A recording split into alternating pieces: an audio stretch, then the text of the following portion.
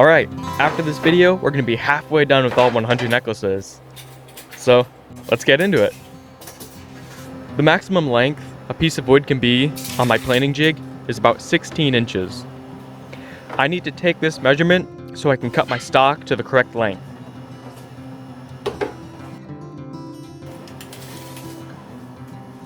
The species of woods I selected for these necklaces are maple, mahogany, and wenge.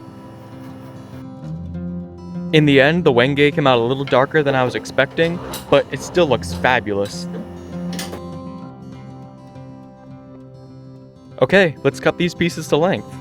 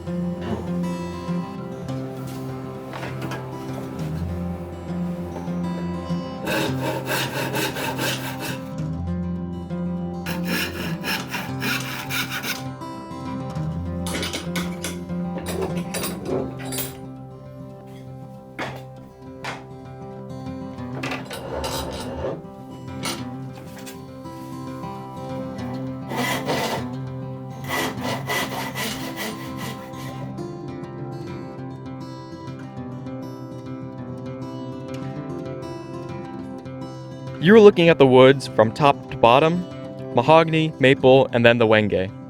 The wenge looks really good here. I now need to plane the faces of the wood so the glue joint is very strong. I'm using my refurbished Miller's Falls hand plane. Hand planes have a blade that stick out from the bottom of a perfectly flat sole. This lets you flatten pieces of wood. Having a flat mating surface is important for glue joints because it prevents gaps, creating weak points in your glue joint. Here I'm checking for squareness. Sometimes you put more pressure on one side of the plane than the other, causing the plane to cut a little unevenly.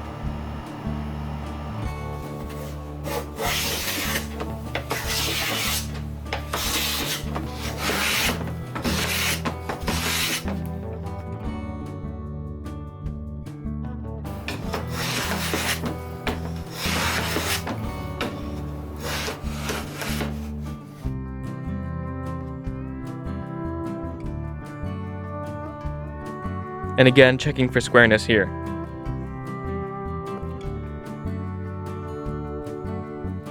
Now I can grab my clamps and glue up the pieces.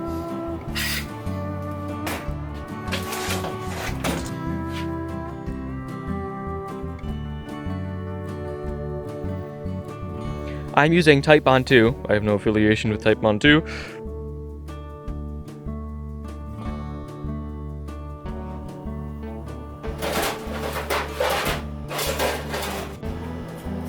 I'm using a popsicle stick to spread out the glue.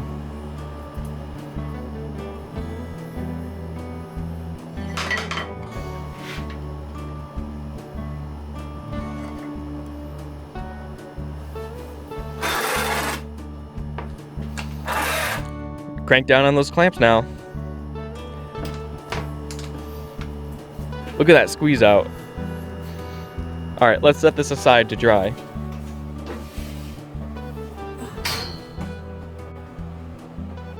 Oops.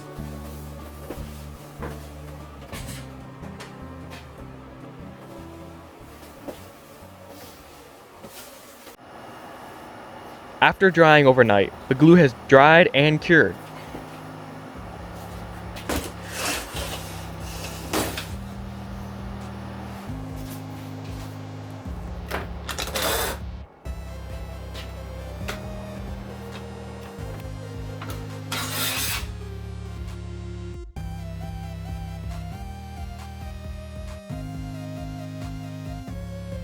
Now that the glue is dry, we have to get rid of the excess glue.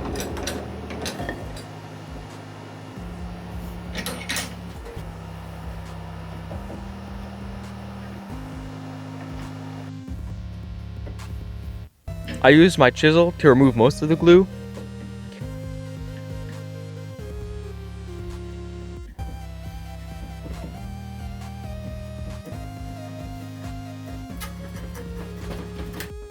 I also used my roughing hand plane to get rid of the little bits that I couldn't get with the chisel. If you watch my hand, I'm adjusting the plane until it starts to take a chip. I twist the little dial to adjust the blade depth until I feel it start to bite into the wood. The modern hand plane is an amazing tool. I switched back to my Miller's Falls plane to square up the wood and get it a lot flatter.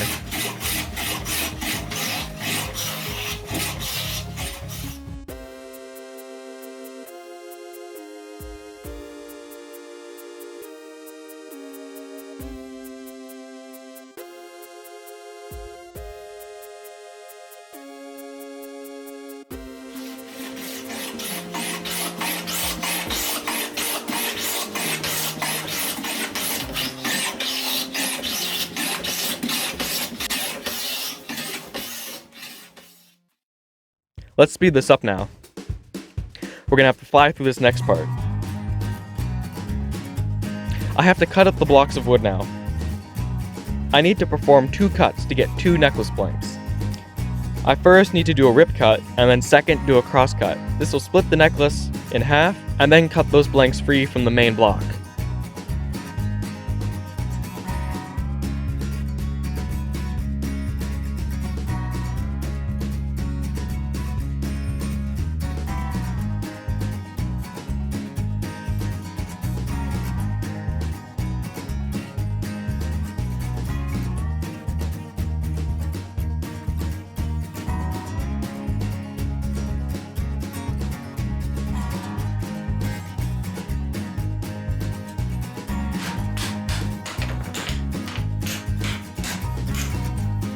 Now we need to go through designing and shaping.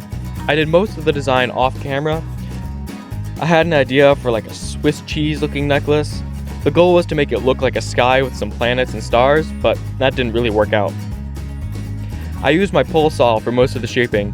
It's way sharper than any of my other saws, so it's great for these difficult little cuts.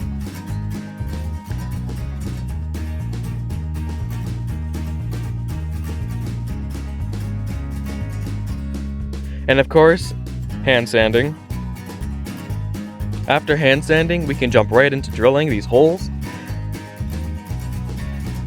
They certainly did look interesting. I'm not sure if I would try this again. And mineral oil finish. What else would I use?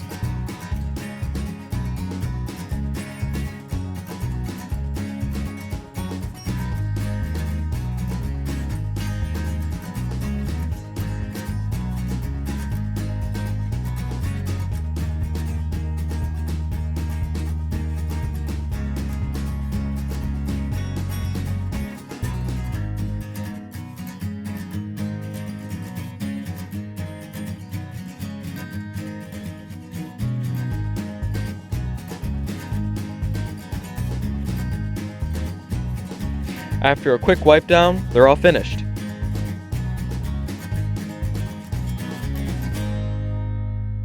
Thank you so much for watching. If you liked this video, please give it a like. If you really love what I'm doing here, feel free to subscribe, and I'll see you in the next one.